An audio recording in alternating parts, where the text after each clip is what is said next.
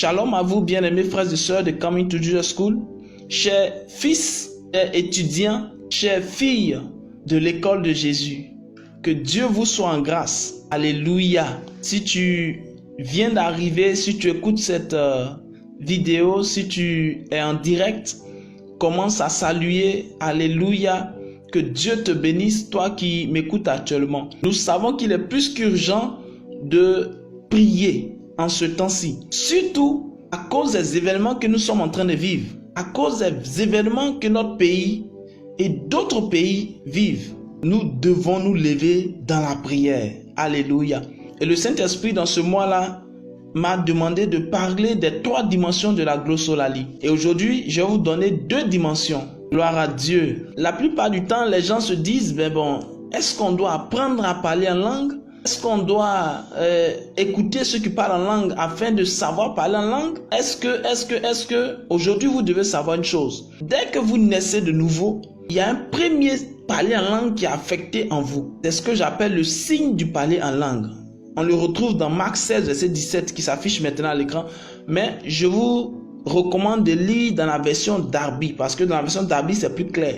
Et nous lisons ensemble. Et ce sont ici les signes qui accompagneront ceux qui auront cru. En mon nom, ils chasseront les démons, ils parleront de nouvelles langues. Waouh, c'est super. Ici, l'évangéliste Marc relate quelque chose de très important qui sort de la bouche du Christ. Le Christ dit, ce sont des signes qui vont distinguer ceux qui ont cru de ceux qui n'ont pas cru. Ceux qui ont cru, qu'est-ce qui va se passer dans leur vie? Ils vont parler de nouvelles langues. Ceux qui n'ont pas cru ne pourront pas aussi exercer dans cette dimension. C'est clair. Ça veut dire que c'est un signe qui distingue celui qui a cru de celui qui n'a pas cru. C'est un signe qui démarque les croyants des non-croyants. Si j'ai cru normalement, se parler en langue est dans ma vie. Se parler en langue est dans mon être. Mais ce que j'aimerais dire, c'est que ce type de parler en langue, ce premier signe, cette première dimension de parler en langue, vient de temps en temps.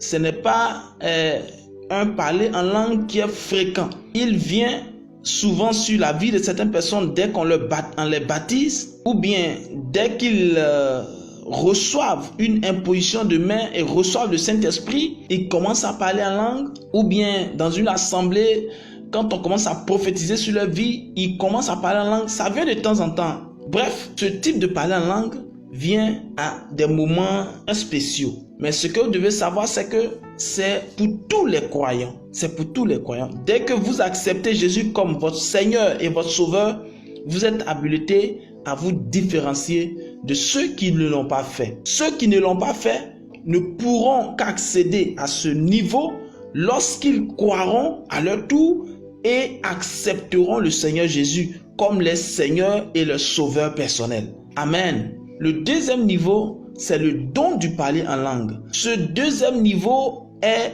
un don dans la mesure où le Saint-Esprit, qui est le Père des donateurs, le Saint-Esprit qui donne à qui il veut, quand il veut, où il veut, comment il veut, vous donne le don du parler en langue. On voit ça dans 1 Corinthiens 12, verset 10. Il dit, et à un autre, les opérations des miracles. C'est le Saint-Esprit qui donne en fait. À un autre, la prophétie. À un autre, le don de discernement des esprits. À un autre, la diversité de langues. Voici, la diversité de langues. C'est dans la version matin que j'ai lu. Voilà, la version affiche sur l'écran. C'est la version matin. Il dit à un autre, la diversité de langues. À un autre, le don d'interpréter les langues. Vous savez, ce niveau est important dans la mesure où le Saint-Esprit vous équipe avec ce niveau de parler en langue afin que vous puissiez faire ou bien accomplir une mission, transmettre un message, communiquer quelque chose à quelqu'un. Le Saint-Esprit ne peut pas vous donner ce don et vous allez l'utiliser comme le premier niveau. Non. Parce qu'en réalité, le premier niveau, il vient de façon spontanée et puis bon, c'est tout. Mais ce deuxième niveau-là, c'est le Saint-Esprit en fait qui vous utilise pour transmettre un message.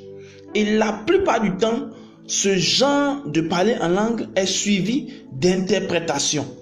C'est pourquoi il a dit « et à un autre le don d'interpréter les langues. Lorsque je parle en d'autres langues dans l'assemblée et que ce n'est pas pour transmettre un message, je dois me taire. L'apôtre Paul explique clairement le fonctionnement de ce don-là. Alléluia. Ce don doit être compris, soit directement, comme ce fut le cas le jour de la Pentecôte, les Actes. Lorsque l'Esprit du Seigneur est descendu sur les apôtres, la Bible dit, ils ont commencé à parler en d'autres langues. Et ce qui était très intéressant, c'est que chaque personne qui était en ce moment rassemblée, chrétiens, non chrétiens, tous ceux qui sont venus d'ailleurs pour fêter le jour de la Pentecôte, la Bible dit, chacun entendait les disciples parler en leur propre langue. Donc si moi je suis bêté, je comprends alors Pierre ou bien Paul, en tout cas je comprends quelqu'un parmi les disciples, je comprends quelqu'un parler en bêté. Et c'est un message qui m'est adressé. Le Saint-Esprit lui-même s'est arrangé de telle sorte que la chose soit en même temps interprétée. Il n'y avait pas quelqu'un pour dire ainsi parle l'Éternel. Non, non. Voici ce qu'il voulait dire. Non, il n'y a pas quelqu'un pour dire ça. Pendant que Pierre était en train de parler, Ripato Kolobo, pendant qu'il parlait en d'autres langues, le message était véhiculé en des langues terrestres. Bref, il y a eu de grandes choses comme ça qui se sont passées. Alléluia. Ce don doit être compris soit directement, comme ce fut le cas le jour de la Pentecôte, ou bien par le don d'interprétation des langues. Lisons ensemble 1 Corinthiens 14, verset 27 pour mieux comprendre. En est-il qui parle en langue, 2 ou 3 ou plus parlent, chacun à son tour. Donc on parle là de la discipline du maniement de ce don. Quand vous avez ce don, il faut avoir une certaine discipline dans l'exercice de ce don. C'est ce qu'il est en train de dire, c'est ce que l'apôtre Paul est en train de dire ici. Certainement, les chrétiens de Corinthe commençaient à mal utiliser ce don-là. Alléluia. Parce que quand le don vous est donné, vous avez la capacité de l'utiliser pour glorifier Dieu et certains l'utilisent pour glorifier Satan. Amen. Ou bien pour se glorifier soi-même. Mais moi je sais que si je vous parle de cela, c'est pour que vous puissiez glorifier mon Jésus. Alléluia. Et donc le verset continue et on lit ceci. Chacun à son tour. Et que quelqu'un interprète. Donc vous voyez, l'apôtre Paul dit ici, ce don doit être suivi d'interprétation. Pourquoi? Parce que ce don est donné afin d'être exercé pour transmettre un message. Ce don transmet une orientation. Ce don instruit. Ce don fait quelque chose en fait. Alléluia. Donc, quel est le but de ce don? Le but de ce don, bien aimé, c'est pour édifier. Donc, le parler en langue comme un don est fait pour édifier. Il y a des personnes qui parlent en langue et qui n'édifient pas les autres. La Bible dit, c'est fait pour édifier. C'est fait pour édifier. Quelqu'un va me dire, mais où est-ce que tu as tiré cette compréhension? Voici, dans 1 Corinthiens 14, verset 26, il dit, que faire donc, frères, lorsque vous assemblez, les uns ou les autres parmi vous ont-ils un cantique, une instruction, une révélation, une langue? Très important. Il dit une langue et à côté du mot langue, il ajoute une interprétation. Vous voyez, même dans 1 Corinthiens 14, verset 27, il a parlé encore de ça. Pendant qu'il parle du parler en langue, il parle de l'interprétation. Si vous voyez aussi dans 1 Corinthiens 12, verset 10, pendant qu'il parle du don, de la diversité des langues, il parle en même temps du don d'interpréter les langues. Vous voyez? Donc le don du parler en langue est toujours accompagné du don d'interprétation. Je peux moi-même interpréter comme quelqu'un d'autre peut interpréter. Mais la Bible dit, à travers Paul, il faut le faire dans la discipline. Il faut le faire dans la discipline. Alléluia. Poursuivons notre passage, il dit une interprétation. Et puis il dit que tout se fasse pour. Voici le but. Voici l'objectif à atteindre quand le Saint-Esprit vous emmène à pratiquer ce don qui est le don du parler en langue. Il vous conduit dans le but d'édifier les autres. Waouh! Ça, c'est super. Aujourd'hui, il est très important de savoir que ce don est pour édifier les autres. Édifier les autres. Ce don est pour édifier les autres. Alléluia. Je ne vous demande pas de commencer à parler et à mentir et à faire ce qui n'est pas bon. Non, je vous dis tout simplement que le don du parler en langue, quand il est relâché sur votre vie, c'est dans le but d'édifier les autres, de construire les autres. Comprenez par édifier, construire les autres. Relâcher la vie, la perfection sur la vie des autres. Relâcher la grâce sur la vie des autres. Il ne s'agit pas de dire, ainsi parle l'Éternel, tu vas mourir, tu vas mourir, tu vas mourir. C'est une mauvaise parole. Alléluia. C'est une mauvaise parole. Si ça édifie, ça veut dire en réalité que ça construit. Vous voyez, le mot édifier tire son origine de la grâce. Vous ne pouvez pas édifier en condamnant. Vous édifiez en révélant la grâce qui est sur la vie d'une autre personne.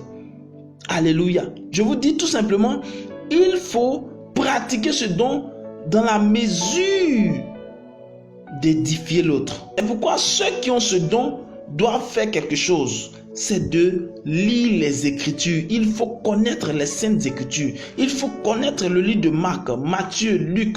Il faut lire la Bible. Il faut lire ce que Christ a apporté. Parce qu'en réalité, quand le Saint-Esprit est venu, la Bible a dit que Jésus, avant de partir, dit, le Consolateur viendra, il vous rappellera.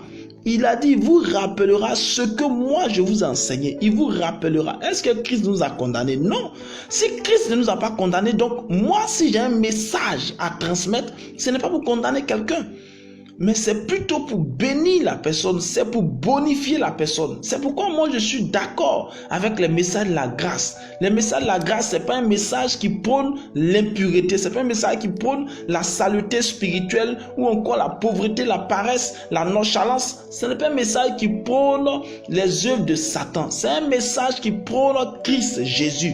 C'est un message qui donne l'espoir aux gens. C'est un message qui élève les autres. C'est un message qui leur révèle leur réelle identité. C'est un message qui perd de vue la négligence qui est sur la vie de quelqu'un ou encore qui perd de vue la médiocrité dans laquelle on a mis quelqu'un et qui bonifie cette personne, qui l'élève bien. Alléluia. C'est un message qui apporte de l'espoir. Quand Christ est venu, le monde était pourri. Christ n'a pas condamné. Bien-aimés, peut-être vous avez ce don et vous ne faites que condamner les autres. Je vous en prie, par les compassions du Seigneur Jésus, je vous demande de vous ressaisir. Allez dans les Écritures, découvrez ce que Christ a relâché dans la vie des uns et des autres. Comment il a fait changer la vie de Pierre. Pierre qui n'était pas stable. Comment il a fait changer la vie de Paul. Comment il a fait changer la vie de ces grands meurtriers en leur temps. Paul, tu es méchant, tu es mauvais, tu es ceci, tu es cela. Ou bien Pierre, tu es comme ceci, tu es comme cela. Jésus n'a pas tablé sur les défauts des autres. Même ce gars qui était à Siloé mais qui n'avait pas la foi, Jésus l'a relevé. Donc ce n'est pas à nous de rabaisser les autres par nos messages disant que c'est le Saint-Esprit qui a dit ça. Non. Il faut écrire non. Il faut grâcer les autres. Il faut emmener la grâce de Christ dans la vie des gens. Il faut les bénir en leur révélant ce que Christ les réserve. Je crois qu'en faisant ceci, vous êtes en train de faire l'œuvre de Christ. Alléluia. La loi est parfaite dans la grâce. C'est très important. Alléluia. J'espère que vous avez appris beaucoup de choses aujourd'hui. Donc, la première dimension de la glossolalie, c'est le signe du parler en d'autres langues. Ça, c'est pour tous les chrétiens. Ceux qui avaient condamné, ça, il faut commencer à vous repentir. Et il faut commencer à changer et dire au Saint-Esprit, je suis prêt pour que tu puisses m'exercer dans ce domaine. Je suis prêt pour que tu puisses me démarquer des païens. C'est très important. Alléluia. C'est vrai que dès que tu commences à le faire, ce n'est pas toujours ça va arriver. Comme je l'ai dit, ça vient de temps en temps. Mais c'est un signe qui vous démarque des païens. Alléluia. Et le deuxième niveau, j'ai dit, c'est le don du parler en langue. Et ça, c'est le Saint-Esprit qui nous donne. Et c'est lui qui sait comment il faut faire la chose. Donc, le conseil qu'il nous a donné, c'est ce que je vous ai donné. Alléluia. Que Dieu vous bénisse. Et à très bientôt. J'espère vous revoir dans de très bonnes conditions la séance prochaine. je vous en prie, rejoignez-nous dans cette dimension de la prière. Le dimanche prochain, je vais vous parler de la prière en langue, ou bien la prière en d'autres langues, la prière par l'esprit. Et on va prier sérieusement. Je veux que vous vous laissez conduire par le Saint-Esprit. Dans ce mois, bien-aimés, avec tout ce qui se passe, vous ne pouvez pas fermer l'œil. Vous ne pouvez pas boucher les oreilles. Vous ne pouvez pas vous taire. Votre bouche a été construite, a été créée pour déclarer des mystères dans le monde spirituel. Levons-nous ensemble et commençons à bâtir notre avenir dans la prière. Que Dieu vous bénisse. À dimanche prochain. Invitez beaucoup de personnes. Je veux vous voir partager cette vidéo. Je veux vous voir toucher beaucoup d'amis pour que vous puissiez être un évangéliste web, toucher la vie des autres. Ne vous limitez pas à 2-3 personnes. Faites beaucoup de partages afin d'impacter la vie des uns et des autres. Que Dieu vous bénisse. Que Dieu vous bénisse. Shalom.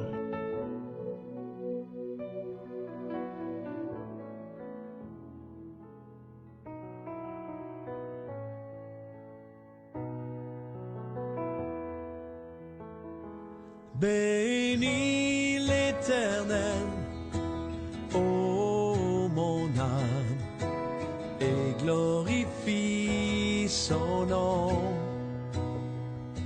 Chante plus que jamais, ô mon âme, je glorifie.